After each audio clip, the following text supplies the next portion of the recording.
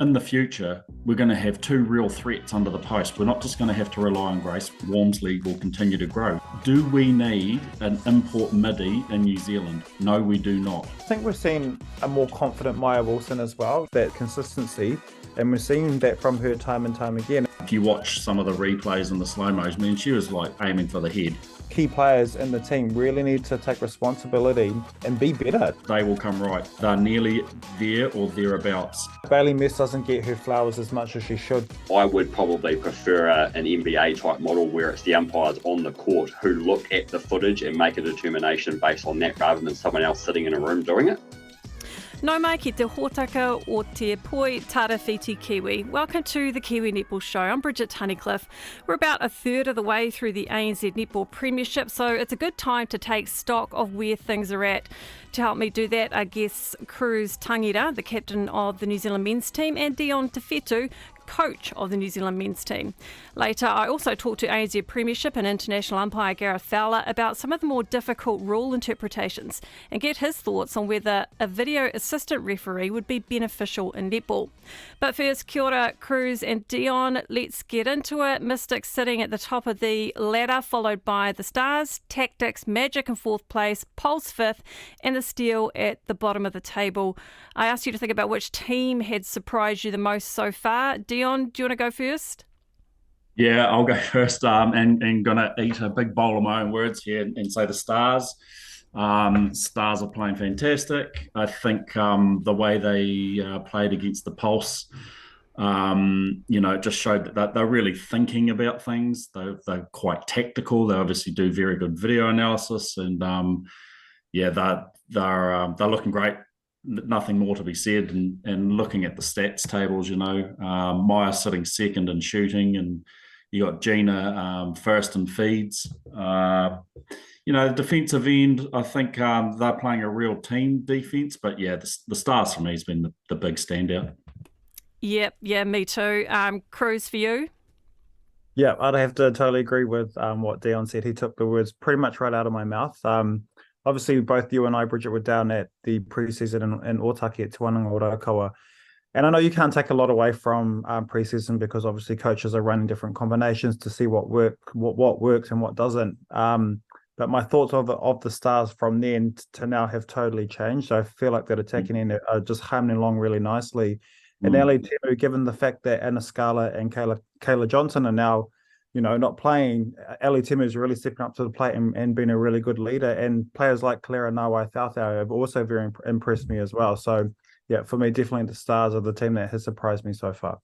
Yeah, completely agree with everything you've said. Yeah, Maya Wilson's shooting has been unbelievably good, the accuracy, and she's been well supported by her two goal attacks. Despite making last year's final, the Stars were the least accurate in the league, shooting at around 80%. They also hovered around the 80% mark in 2021. I always thought that wasn't a bit of an Achilles heel for Kitty Will's side, but they've addressed that. And then, you mentioned the feeds. Yeah, Gina and Mila occupy the top two spots for feeds so far in the competition. So they're getting plenty of ball to their shooters. And I think Ali Temu is just getting a bit more confident as she gets used to being the leader in that defensive circle. Okay, I asked you if you could pick a player, or you can pick more than one player, who has surprised you the most, Dion? Yeah, I've picked more than one player. Couple of good and one that I've got a question mark over, and I'm going to be controversial here, what she's doing in New Zealand. Walmsley, for me, really a real standout. And the great thing about that for me is, in the future, we're going to have two real threats under the post. We're not just going to have to rely on Grace. We're going to have, my crystal ball gazing tells me Walmsley will continue to grow. She's 19. Avari Christie from the Steel at wing attack. She has really stood out to me as what I perceive to be a player of the future. Maddie Gordon has really, I'm not surprised. I'm just really rapt with the way she's playing. Man, she's on fire. My gripe is Laura Malcolm. Now, the reason I say gripe is because, do we need an import midi in New Zealand? No, we do not. And, she was dragged from the game the other day, and the player that came on, did just as good a job and is so much younger. So there we go. I've aired my grievances. Yeah. But yeah, those are my thoughts. Yeah, well, I think if you're going to go to the trouble of bringing an import player over, and then they're also making a sacrifice, right? Think of Joyce Mvula leaving her husband and a child behind in Malawi. You want to be very confident that they are going to be a starting player for you. Would you agree with that, Kruze? Yeah, for sure. But I think, and no disrespect to Joyce, but the performances that we've seen from her over the past sort of few weeks when she does get the opportunity haven't been the best, if I'm going to be completely honest. And my player that has surprised me so far is her, I guess, counterpart, Amelia Wormsley, the young 19-year-old, sitting fourth currently for the most accurate shooter, but it's her first year in the ANZ Premiership, getting these starts and building that confidence. And I feel like Dion just said, she's absolutely going to be a threat for the Silver Ferns in the years to come. And it's just amazing to see, the maturity that she's shown at the moment. I was commentating the Tactics Pulse game last weekend down in Rangiora. She was obviously up against two formidable defenders, in Jane Watson and Cardenberger. And boy, she was taking some heavy ball, but she just stood up to the challenge time and time again, and she was putting those shots away as well. She was very close to getting the MVP performance as well. So, yeah, thoroughly impressed by Amelia Wormsley at the moment. Yeah. She also like when a couple of times she stepped on court last year and she got touched up a bit. She'd really biff her toys out of the cot. But this year, in particular, Makaire, I felt was blatantly bashing her the other day. If you watch some of the replays and the slow-mos, she was like aiming for the head. And Wormsley just, sweet as, just, turn around, pick the ball up. The penalties would be called and just would slot the ball away. She's thriving in the Pulse environment. Yeah, Wormsley kind of gives me Caitlin Bassett vibes a little bit, so that's pretty cool. Let's just run through the teams, starting with the Mystics. I guess apart from that loss to the Magic, Kruze, they're looking pretty good, and they did really well to weather that Pulse storm without Sulu Fitzpatrick. Yeah, they are looking pretty good. I think for them, the challenge is to not become complacent. Obviously, we see that connection between Peta Toyava and Grace Wiki work time and time again. But when that doesn't work, then what's next? They have to look to those other options to figure out how else they can get the ball into, and to make sure that they're also utilising the likes of Monica Faulkner and Fuldavui when she does come on court. So I thought the game last night against the Pulse, was probably not their best in terms of how they're going in overall in the season.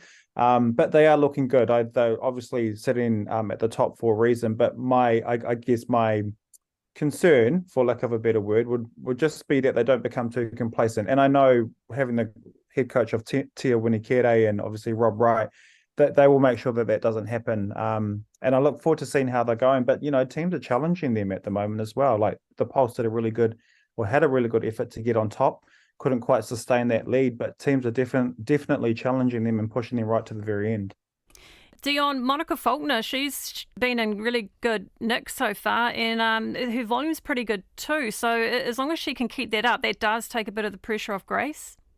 Yeah, look, she is playing well. I think it's interesting if you look through the goal attempts. The Mystics are the only ones that don't have two players in the top 10, right? So what does that tell you? Tells you a little bit there. You've got every other team has two players in that top 10 in the shooting stats. So, the Steel don't, but every other team does. So, she's really stood up. Unlike last year, I think she's pulling a bit of pressure off Grace at times.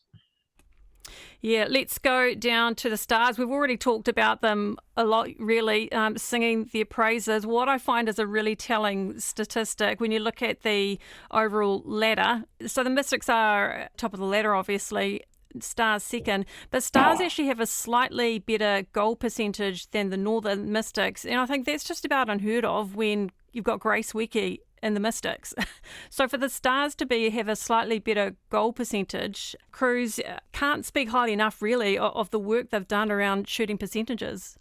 Yeah, and I think we've seen a more confident Maya Wilson as well. You know, last season she sort of entered some matches and she wasn't fully there in other matches. And I think what we're seeing from her now, and this word gets thrown out time and time again, but it's that C word, consistency. And we're seeing that from her time and time again. And I think having young shooter Amorangi Malisale alongside her as well, it's taking that pressure off her to put the shot up. And the more court time that Amorangi is getting at the moment, obviously the confidence is growing and she's really standing up to the challenge. I thought she was fantastic in that game on Sunday against the Tactics, really silenced the defensive end for the Tactics as well. But just that whole attacking end is really working well. And obviously the proof is in the pudding in the stats. As mentioned before, Gina Crampton and Mila Rioli Buchanan sitting top 2 for feeds. And it's, it's just the workload that all 4 attackers are doing, and also the support that they're giving each other is really paying dividends for that team at the moment. You can't see any leaks in their team, right? That feels like when you watch them play, that they look like a seasoned team, but they look like a team that are really gelled together as well. Like they're tight, man. It's if they just get a few bit more polished down on that defensive end, they're going to be tough. Yeah, I think Maya Wilson at the post-match interview, she said she felt like the franchise was touching places that the team had never touched before, which I thought was a really great way of putting it. Yeah, it was a very cool comment. Let's talk about the Magic. Great win getting over the Pulse on the weekend. And Ignacio and Mears, Kruze, I have to say, I just like to sit back and enjoy watching those two. They're just a joy to watch. Yeah, they really are. And I was at that game against the Pulse and sitting courtside, and it really is like poetry in motion watching the both of them play. And I feel like Bailey Mears doesn't get her flowers as much as she should, but she does a lot of work to free up not only Amelia and Ignacio, but also the space for that ball to be put in correctly. They've got young feeders in Georgia Edgecombe. Obviously, Claire Kirsten is experienced, but Simone Wilbur is still quite new to the team as well. So they take the pressure off those young feeders in terms of the workload that they're doing at the moment. For me, I think that attacking end still at times doesn't quite fire, specifically that wing attack positions. That they at times play with who should be starting, who shouldn't, and at times it works for them, at times it doesn't. And that could be said the same for the defensive end as well. Sometimes they come to the party and sometimes they don't. So again, that C word, consistency, is probably the only thing that's lacking for the Magic at the moment, and making sure that, whatever combination, and this is up to the responsibility of the players, is that whoever's out on court, that they need to come to the party and do the job at hand. Dion, Georgia Takarangi has got the most deflections of any player so far. She is quite highly penalised, but I just love watching her too. Part of me thinks that she's not in the right team though sometimes. She just hasn't got the right defenders around her. Yeah, look, for me, she is playing well. Sometimes there's been some games where I think she's been left hung out to dry a little bit with nothing going on behind her. But I tell you what, when her mate behind her is playing well, that team is dangerous. Takarangi she'll just continue to grow, I think, but it's evident that if Makaire is playing well, that team will win. And it's pretty much as simple as that. And the games that you look at where Edina has fired, they've won those games, and they've knocked over a couple of giants. If Edina can keep, to Kruze's, keep that consistency at a high level, they're going to be right in that dogfight. Yeah, well, when they upset the Mystics, it was just such an absorbing game. It was brilliant. Right, let's talk about the Pulse. Defending champions suffered a third successive defeat when they went down to the Mystics. Run down in the final quarter. 1 goal lost to the Magic 24 hours earlier, and another 1 point loss to the Tactics in round 4. So, Kruze, they're not far off it. That first half against the Mystics, I thought, yep, this is the Pulse. They've got their mojo back, but I'm not really sure what's sort of going wrong. So they were so dominant in that first half, and they won the second quarter by about 6, and then sort of took their foot off the pedal in that second half. And it was evident because just the simple errors that were coming from their team were just, unheard of. And again, I'm a little bit puzzled as to where the disconnect is coming, because they are sometimes are pushing teams right to the very end, but then sometimes, just silly little things really pop into their game and they're either stepping or they're passing the ball out of court. And it's quite hard because I know we all know what kind of coach Yvette McCausland-Jury is like, and she would very, I guess, magnify to the smaller details to make sure that the team are, dotting the I's and crossing the T's. But it's not quite translating to an on-court performance at the moment. And I think that's probably the problem for the Pulse, is that they're not translating what they're doing in training to an on-court performance. And we're seeing it in these really close losses. And even if we go back to round one, when they were up by 10 in the last quarter to the Magic, and they only won that game by 1, that's not really a good, full, consistent performance, given that you're up by 10. So still work needs to be done. I feel like players are stepping up. Caligiuri, for me, has been phenomenal. But who else is really stepping up? Dion obviously mentioned Maddie Gordon. She's been fantastic. But these other key players in the team really need to take responsibility and be better, to be frank. My thoughts on the Pulse overall is they will come right. They're nearly there or thereabouts. And I think they're a game off coming right. I almost can't help but feel that are they being overloaded through their training week? Is that leading to the mistakes, or is it just a matter of just fine-tuning a few things? I know they get plenty of game time here, against the men's team. They'll click pretty soon. It'll be either the next game or the one after, and then it'll be look out.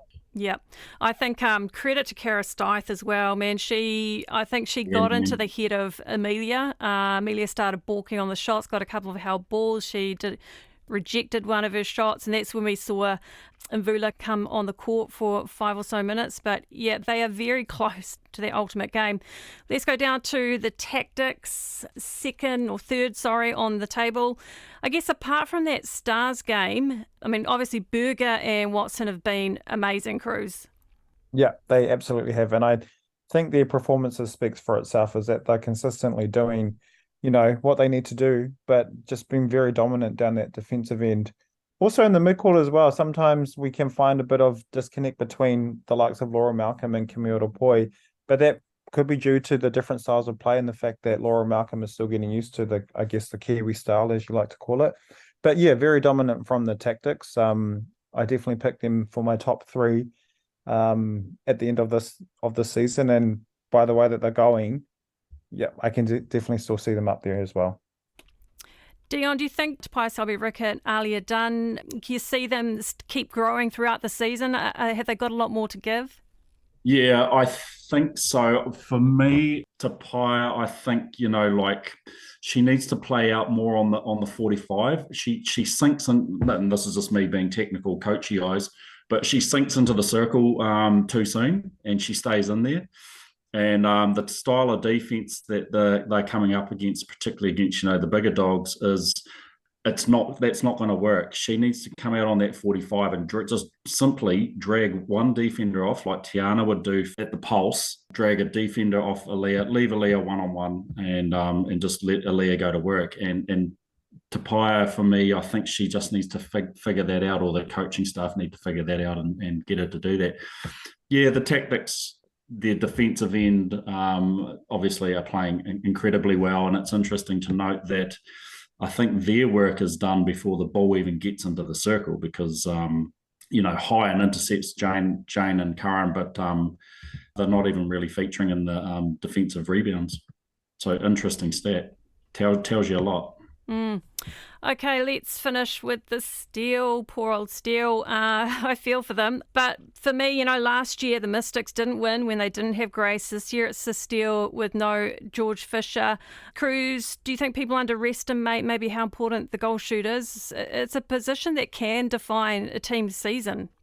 Yeah, it really can. And not only how important a goal shoot is, but a goal shoot that has international experience. I think if we look at every other team, at least one of the shooters in that shooting circle for every other team has played at an international level, whereas these shooters in the Steel, none of them have. And when it comes to when the going gets tough, you look for people that have experience to really stand up to the challenge and take control and take that pressure off, I guess, young shooters coming through. Right now, that's Georgia Heffernan, but that's a huge load to carry for such a young shooter who's still finding her feet, as a leader down that attacking end for the steal. Was the recruitment of Isita Otangavaia the right one? Not saying that she's not a good player, but was it the right one? I'm not sure. I think at the moment they just need someone that has that steady head and that ability to really calm the nerves, to take control, but it's not really happening at the moment. We're seeing a lot of movement, a lot of unnecessary movement in that shooting circle for the steal.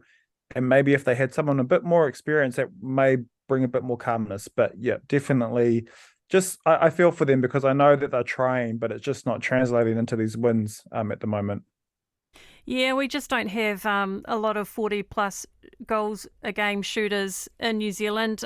Dion, your thoughts? I guess because the injury to George Fisher happened there wasn't a heck of a lot of time for them to look elsewhere. I don't know if they looked elsewhere, but I'm thinking like a Romelda Aiken, Jamaican internationals over in Australia. She's got a training partner contract with the Swiss. Is that someone they could have looked at?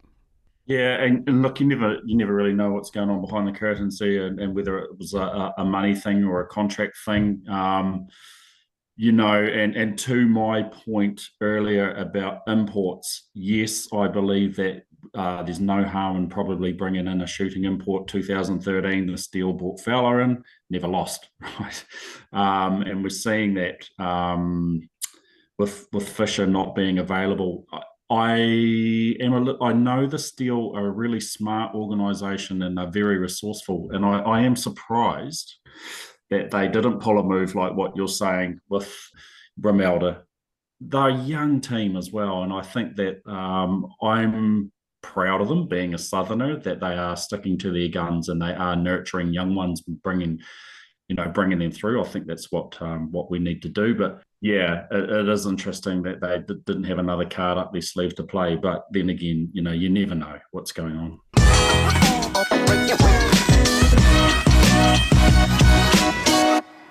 ANZ Premiership and International Netball umpire Gareth Fowler is with me. And just first of all, congratulations, Gareth, for being appointed again to umpire at a Netball World Cup. You'll be heading to Cape Town. Is this your second World Cup?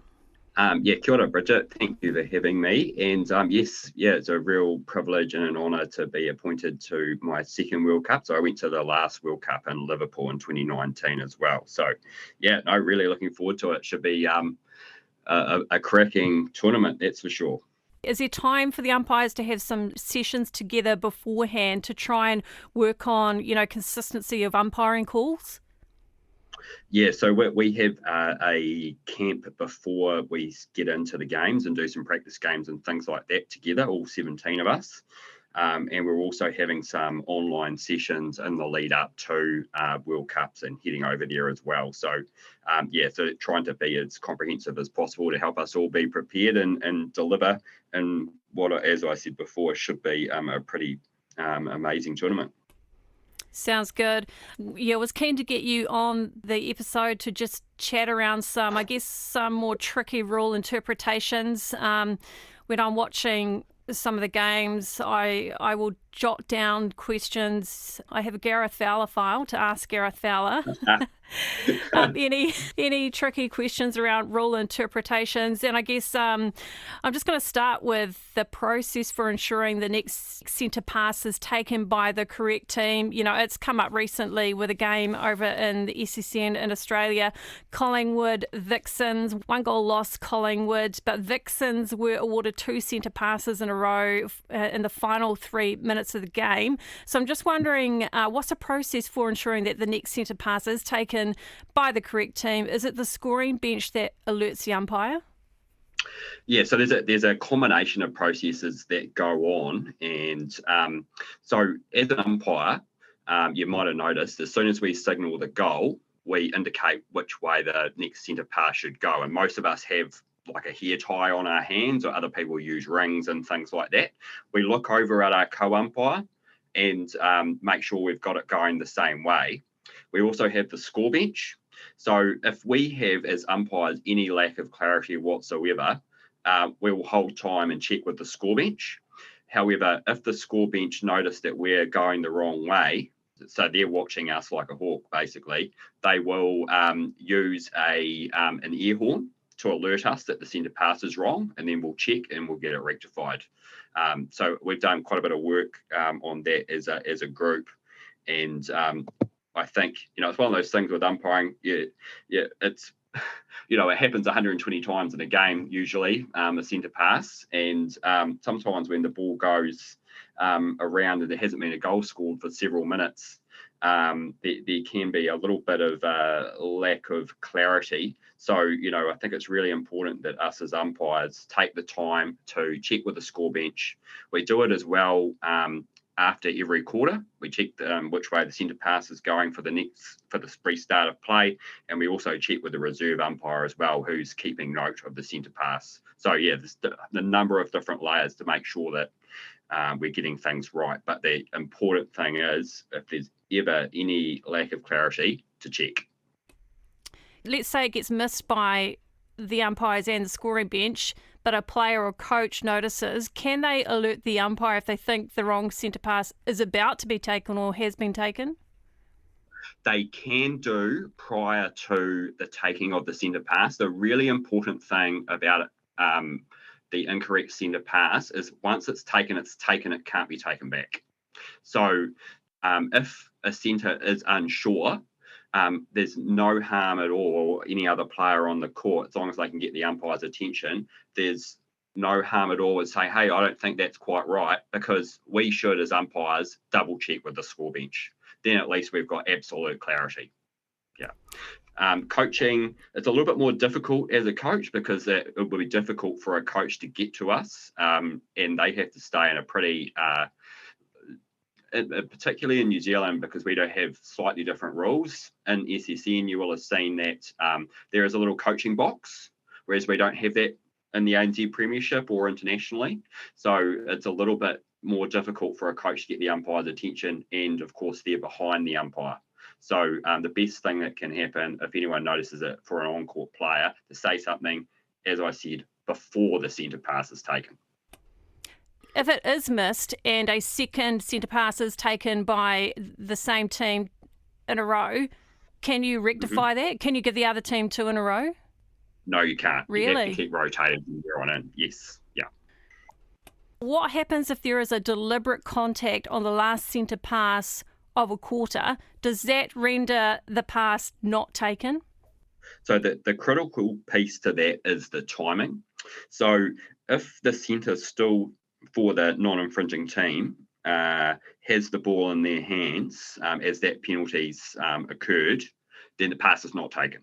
So that team will have the next centre pass for the next quarter. So yeah, it is very much a timing thing. So if that happens with, say, 3 seconds to go or something like that, which is generally when it tends to happen, because people are trying to force the centre pass to be taken, generally the centre will still have the ball in their hands. They even may be walking, because the penalty's been blown, walking up to potentially take that penalty. If it happens at a different time, say, 10 seconds to go or something like that, then you've potentially got an instance there. Obviously, you've got an intentional infringement, but it could also be interpreted as delaying play, in which case the umpire may well be able to bring that penalty, advance it in. We can advance a penalty for up to half a third in the case of delaying play. So that infringement is most likely to happen potentially at the transverse line or just into the goal third, in which case that penalty could be brought into the circle for a shot, so that the non-infringing team's not disadvantaged. Okay. The other thing I want to ask you about, and it came up in the Quad Series in January in Cape Town when Pumza Mweni, the South African goalkeeper, was given a warning for persistent contact, and the very next time she did contact, she was given the 2-minute suspension. But I was wondering whether it depended on the nature of that subsequent contact, whether you are sent off or not, because, I mean, particularly as a goalkeeper, it'd be nigh impossible to not contact if you've got a significant amount of the game left. Yeah, and that's fair comment, Bridget.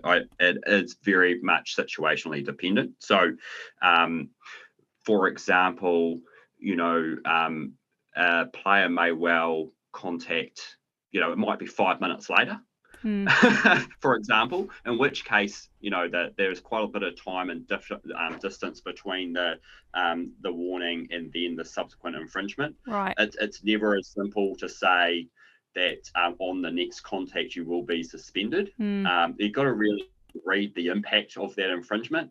If there's something like they smack the ball out of their hands, for example, when the shot's being taken, that's quite impactful.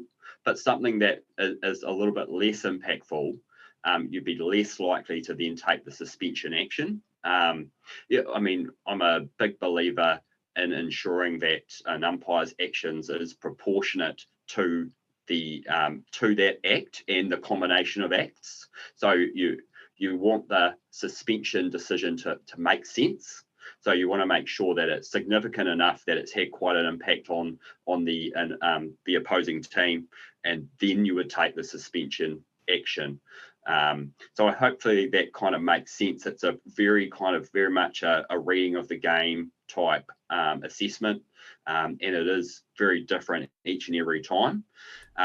It's a little bit easier when you're considering suspending a player who's already on a warning and they've committed another act of an intentional act. So, for example, they might be only a 1 foot away, and it's really disruptive, because once someone's got a warning, the next instance of foul play, no matter what it is, they must be suspended. The rule is extremely clear. So even if the warning is for dangerous play, and then the next minute they go intentionally offside and they disrupt the ball, then they must be suspended. With the case of contact, as you've pointed out, it's never as simple to say next contact you're off, because of the different levels of contact. If they, again, as I say, if they'll go and whack the ball out, it's probably more likely to be an intentional contact, and therefore you would you very quickly suspend them. Yeah, understand. Yeah. Another question I had, a lot of shooters will receive the ball in the shooting circle from a feeder when the ball is on the ground, like, very low kind of bounce pass. And we see a lot of shooters sort of placing a hand on top of that ball, which is on the ground. Do you consider that that shooter has possession when they place their hand on the ball, which is on the ground? Yes, they do. Yeah. That is definitely possession of that player who has the hand on the ball on the ground. One of the things, it's really interesting because we had quite a bit of discussion about this at the Commonwealth Games umpires camp that we had last year, and it is very evident watching a game that many players can plant the ball like that and pick it up with one hand. Okay. And and very skillfully and with full control, in which case they'll have possession. I think the reality is, as umpires, we probably can't go into a team check before a game and then work out who can do it and who can't. We've got to be consistent across the board. And the vast majority of people can do that, or quickly get their second hand to the ball and therefore pick it up without too much of a hassle. So we made it quite clear that was possession. Okay, so defenders, they call for contact if they have a go at it when the player's got their hand on it. Yeah. It'll be either contact, or it will be dependent on the timing. So, you'll be familiar with the possession rule. So if you've got a situation where one person's got it slightly ahead of the other, you could call possession and then the player's not out of play. Cool. When a defender is defending the shot correctly, got the 3 feet, etc., and the shooter not shooting comes in between the defender and their shooter, to kind of protect their shooter.